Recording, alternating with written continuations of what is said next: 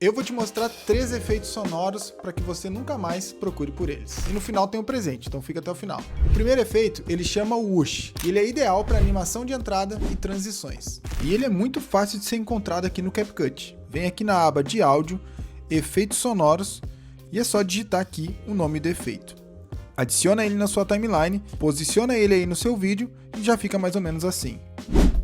O segundo efeito é exatamente esse que você está escutando, e ele chama Riser. E ele também é bem fácil de ser encontrado. Vem aqui na ferramenta de áudio, efeitos sonoros, e só pesquisar aí pelo nome Riser, igual eu escrevi aqui.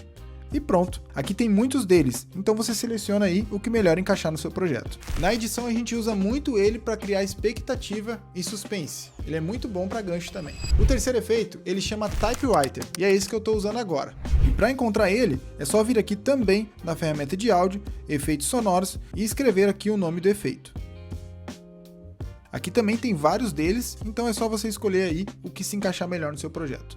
Bom, se você quer receber a minha pasta com todos os meus efeitos sonoros, é só digitar aqui embaixo, eu quero, que eu vou mandar no teu direct. Se gostou já sabe, né? Me segue, que eu sei que tu não me segue, curte, salva para não esquecer, e eu te vejo no próximo vídeo. Valeu!